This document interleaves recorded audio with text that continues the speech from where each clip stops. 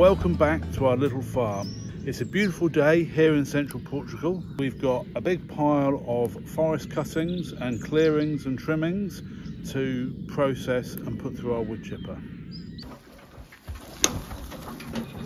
I'm just clearing some of the side branches off with the axe.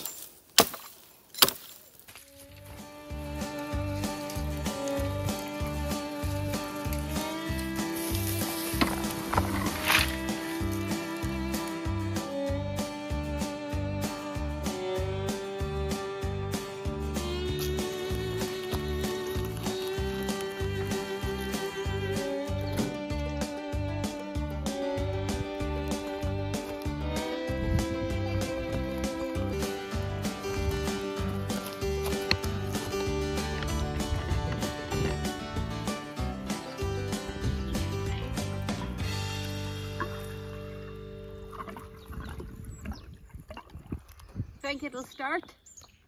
I might take a few pulls. Choke on, fuel on, switched on, fuel in.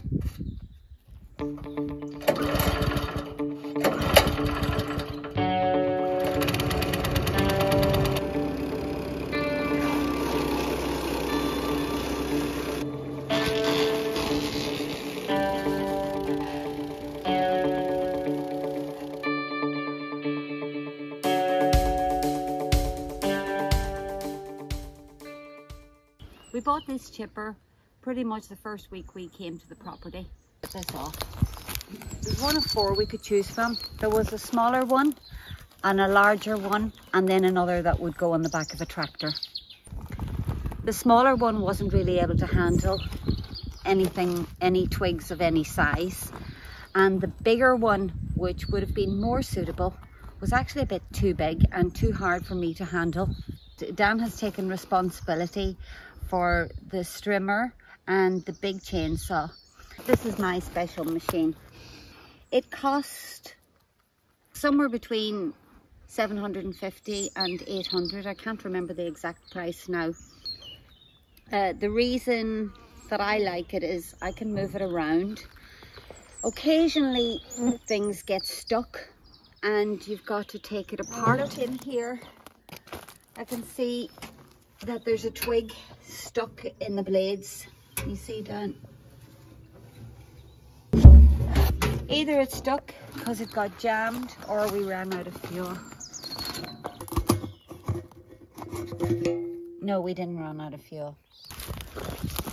So this is what you have to do.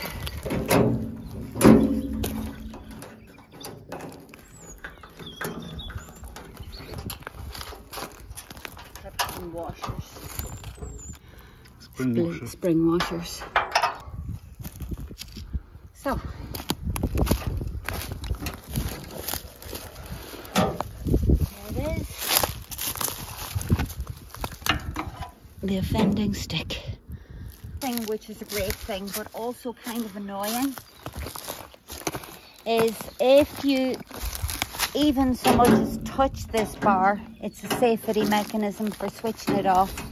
So say for example you tripped and went, you wouldn't fall in and turn into shreds. It also happens by touching here or here, and occasionally that happens accidentally when you put in something like this, which is why we prepare the wood first. So it goes in and then one of these twigs bounces around and hits the bar on its way down, and if it does that, it stops. What size will it do? It does up to 100 mil, but I've never used 100 mil, which is 4 inches. 4 inches of diameter of wood is firewood, in my opinion. Anything bigger than this will be used as firewood. We get through the piles really quickly, and by preparing them first, we use the least amount of fuel.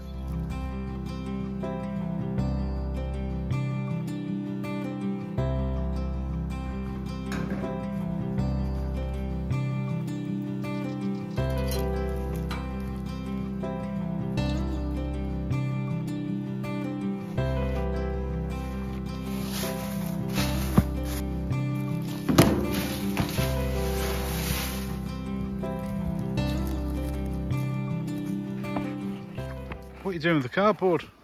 You know what I'm doing? I'm laying hard.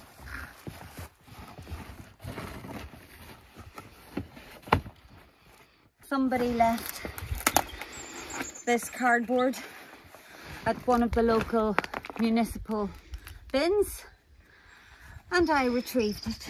That looks good. Yeah? Yeah. It's a new day. And it is not as warm as it was yesterday, that's for sure. And we're expecting rain all this week. So I'm trying to get as much as possible done. I'm always trying to get as much as possible done. No end to it.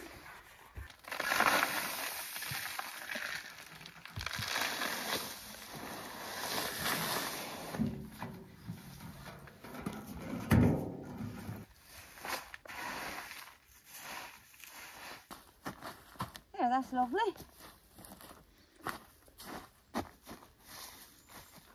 Right, don't you have a job to do? Yeah, I've got to go and trim around the olive trees.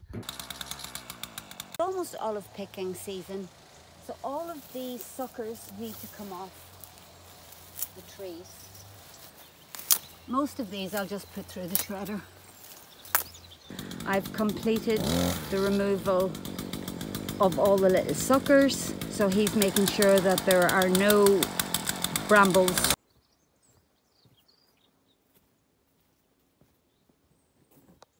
These are the biggest garlics that we saved from early summer. Here are the small bulbs that we'll be using in the kitchen. So I'm going to take these, separate them and plant them. Today we're weeding this bed to prepare to plant. It's mid-October and the garlic that we've saved, we've kept the biggest bulbs to replant. The biggest cloves produce the biggest bulbs. It's bordered by calendula. That'll help to protect the new plants, so it's a companion planting. We've also got an artichoke here, the sole survivor of 54 seedlings that I've planted. Everything was eaten by what people seem to call voles. We also had bush beans planted here, so there's been nitrogen fixed in the soil. And I've got an echium here, which will grow up beautifully tall and big. We're just hand weeding, doing as little disturbance of the soil as possible. And then we'll lay some cardboard down the middle again, because it rots away very quickly. And put some of that wood chip that we made earlier on top of it.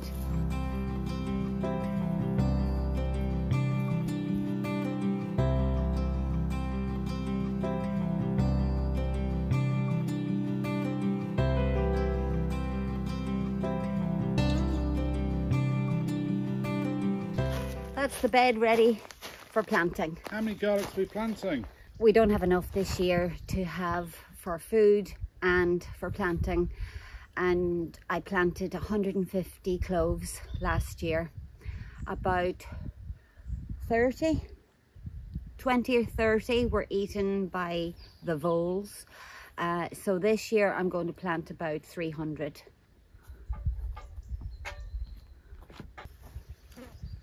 I'm just weeding out this bed.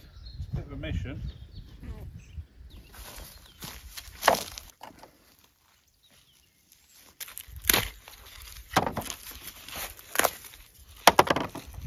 Hopefully they're good. Yeah, they're pretty good. There's the odd dodgy one. Don't know why I'm trying to break my fingers when I've got my snippers in my pocket. There's probably a much faster way of doing this. This is quite a nice job. Well, before I plant the garlic, I'm going to plant some of this Physalis. Some Nigella seedlings that are self-sown and plant them along the edge. Can't really plant anything beside the beetroot yet because it's not quite ready to harvest. Here are the Physalis, not quite ready to harvest yet, but there are hundreds of them. Look. But meanwhile, I've got thousands of Nigella seedlings. So I've scooped up a little patch of Nigella seedlings and I'm going to pop them along the edge.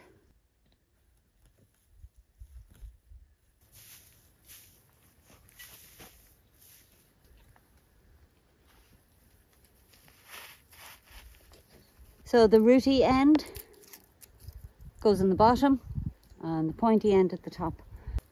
I'm not doing too many before I start planting because I have a tendency to forget where I planted things.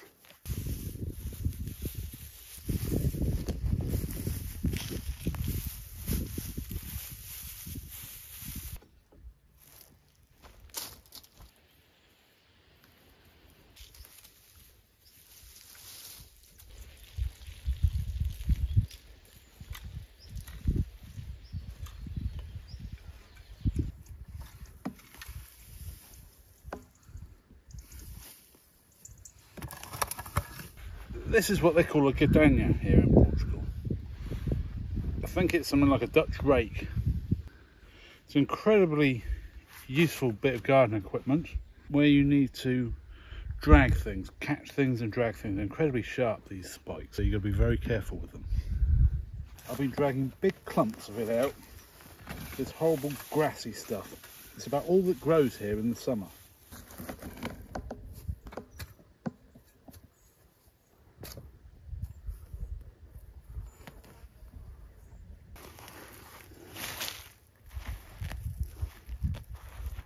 I've got some of these little garlics left over that are too small.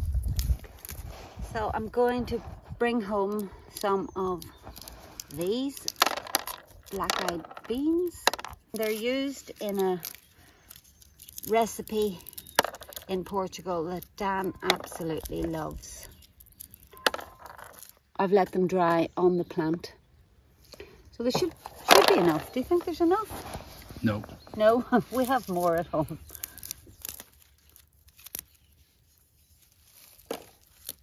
The other ingredient we need for migas is kale.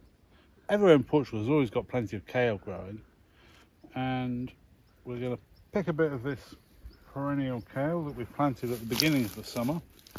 It survived the drought, and it's, with a little bit of rain, it's absolutely thriving now.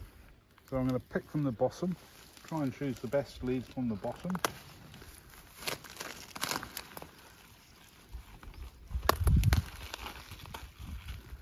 So migas is made with onions and garlic, lumps of bread, breadcrumbs, whatever you've got, kale and black-eyed beans, and lashings of good Portuguese olive oil.